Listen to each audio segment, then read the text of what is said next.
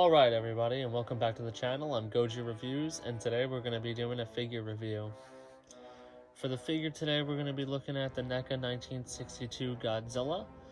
I got this figure back in the summer, actually. I've never owned Neca before. I've only owned Bandai figures. The one thing that really struck me with this figure was how stiff it is. I bought this figure because they're redoing the Godzilla 84 figure, as well as they were introducing the 64 Godzilla, which you can buy now, actually. And I was really interested in both of those figures, so I really wanted to get this one, just to get an idea of their quality and stuff like that. And the one thing I'll say with this figure also is it's very heavy. It's really got a nice weight to it, just real sturdy, but it is just very stiff. That's my one complaint. It's my major complaint, actually, about it. Very, very stiff. This mouth right here is the stiffest part of this Godzilla. I can barely open it. As you can see, it's not even open. That's because if I try and open it, it just doesn't. I just don't know what I'm doing wrong. I'll show you even. I can apply a lot of pressure to it. You can see I can get it pretty open there. And then when I let go, that's how it is.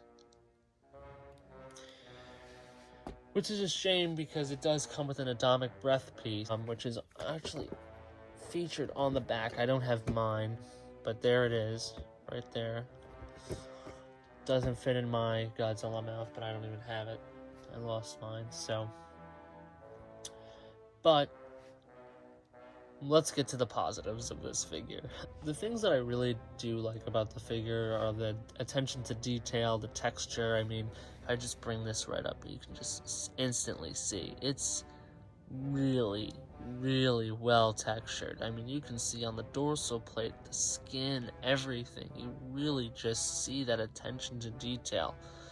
And it's really nice getting that, especially I only paid $23 for this figure. So, you're getting a lot of detail, you're getting a good weight, if you don't mind stiffness. I mean, it didn't bother me that much. I mean, at first it was kind of annoying because, I never really had dealt with a figure like that before, but, I mean, it doesn't really bother me that much anymore.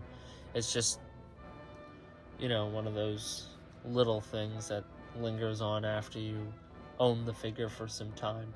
The one thing that I will say also about this figure is it was also very tough to even position the way I have it right now. And it wasn't even because it was too stiff, it was just because the way I got into my box, like this leg was kind of twisted a different way, and it was just very tough to kind of maneuver everything around. I do like the amount of joints that they have, like everything's really well jointed, so you have a lot of articulation, which is really nice.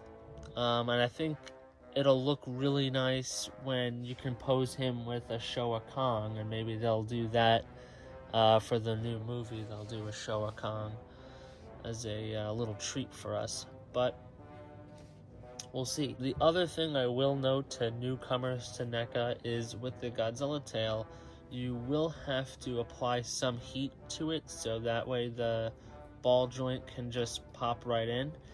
So this piece here actually pops right off. I'm not going to do it, but it pops right off, and you have to, if it does pop off, or if you're applying for the first time, you do need to heat this up, just so it can just push right in, and it cools pretty quick, and it settles. I've never had a problem with mine. I mean, even the tail has some really nice articulation. I mean, you can really,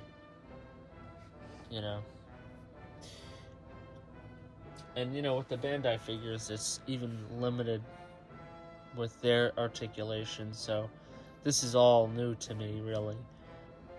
Lastly, what I'll say about the figure is I think it really does a good job of, the design of the suit. I would say you look at this, there's no chance a G fan wouldn't miss that this is the 62 Godzilla. This is the Really well done design. I don't think it looks like the 64 Godzilla, where the 64 Godzilla didn't really look like the suit. I think this looks just like the suit. How it compares to other figures, I have no idea. This is the first 1962 figure that I have, so I have nothing to compare it to. I don't have the X Plus or the SH Monster Arts or whatever else is out there that's higher quality than Neca.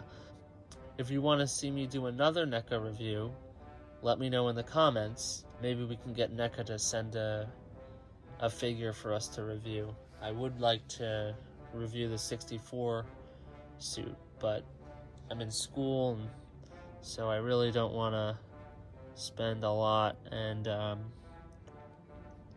$23, you know, I don't mind spending on the 84 suit, but the 64 suit is probably not a figure I would pay for, just based off of how it looks. If I see it in person and it actually looks different, I probably would keep it, but I actually haven't even been able to find them in the stores, like Target and stuff like that. So in conclusion, I would just say that this figure's build quality really is great. For a $23 figure, I would say, you know, it comes with an additional piece, which I think is great, aside from me not being able to open the mouth. To use it, if you are able to open the mouth and use it, it's a bonus, really. It's got great texture. It's got you know, lots of possibilities with the positions you can put it in, with all the joints that it's got. It's really a nice all-around figure. It's great if you're looking to collect figures on the cheap. You want something that's going to be, you know, good quality for not a lot of money. I definitely would say pick up this figure. I would give this figure, you know, a 7.5 out of 10. Just because of the stiffness. I would really just, that's the only reason. I would give it an 8, but that stiffness really does factor in. You know, I'm not really able to feature it as much in my collection because of that. I know I said earlier that I really keep it in, you know, that position that you see it in there, but, you know, not being able to open the mouth and, you know, make it a little more expressive certainly takes away from the figure in my regard. But if you're lucky enough to get a figure that is not stiff, you know, that would probably be a 9 out of 10 then. Alright, so I hope you enjoyed this figure review. Look out for the next review. It's going to be King Kong vs. Godzilla, the movie. The last thing I wanted to talk about was the box. The box is really well done. It has art from the movie, which I just love.